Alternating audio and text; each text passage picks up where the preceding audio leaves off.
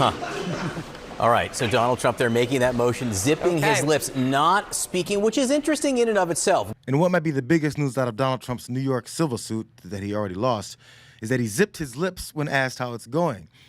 But then later he couldn't help himself. While inflation is eating our country alive, I'm down here, and these are all political opponent attack ads by the Biden administration. The numbers are much greater than on the financial statement. And we've already proven that. They said Mar-a-Lago's worth $18 million. Mar-a-Lago's worth anywhere from probably 50 to 100 times more than that. And it's a terrible, terrible thing. You have a racist attorney general who made some terrible statements, and we just see some more that came over the wires today. It's a very sad situation for our country. We shouldn't have this. This is for third world countries, and very unfair. It's very unfair.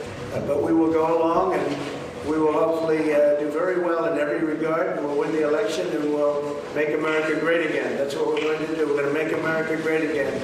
But we have to take away from the thugs that we deal with and the horrible people that actually must hate our country to do this. Donald Trump got his turn on the witness stand on Monday following his son's testimony last week, and he reportedly took this opportunity to bloviate and filibuster. It's not surprising. And that quickly got under Judge Engoron's skin. And it led to some fireworks between him and Trump's attorney when Trump repeatedly launched into monologues, causing Engoron to repeatedly instruct him to answer the questions he's asked. And after one such exchange, Trump reportedly remarked that he was sure the judge would rule against him because Engoron always does.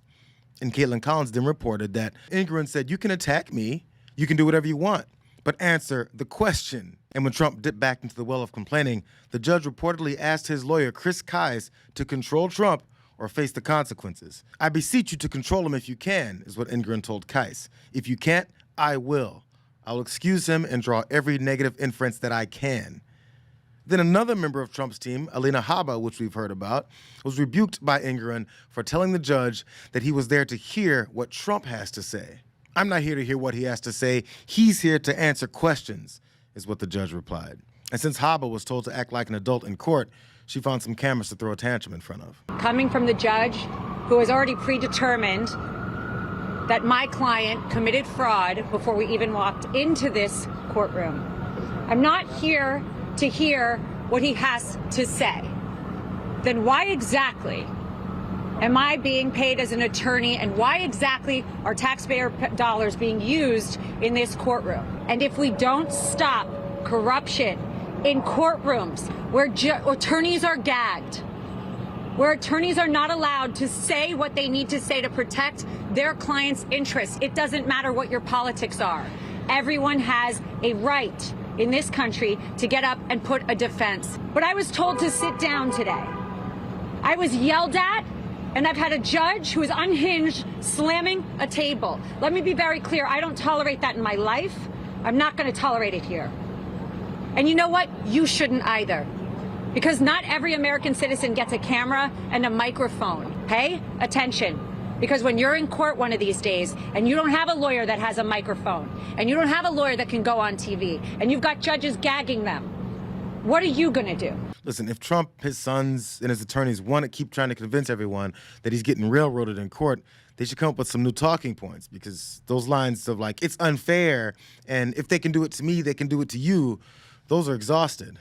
But probably the most damning thing that was potentially revealed in court on Monday, despite Trump's grandstanding and whining, again, about a ruling that he's already lost, is how he accidentally contradicted last week's testimony from Don Jr. and Eric about how much they knew about the inflated values. His description of his involvement in these financial statements, and it seems somewhat from the quotes coming out like a word salad on the stand. I'll read just some of them for you, Karen.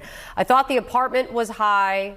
We changed it." He said earlier, he thought that the values were off on his financial statements at times, both high and low. And then he goes on, "I thought 40 Wall Street was very underestimated for its tremendous value." The attorney, for the state, Kevin Wallace, one of the attorneys, appeared visibly surprised when Trump said he perceived both high and low valued assets on financial statements. Really what he's doing is he's saying, I was familiar. I looked at the documents. I thought some were high, some were low. That's very different than what Don Jr. and Eric said, right? They were basically saying, well, that was somebody else. I'm not really sure, right? What Trump is saying, no, I knew.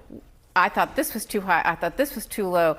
He is admitting here that he was intimately involved in the valuation. I think that is as significant as whatever his answer is of what the numbers are.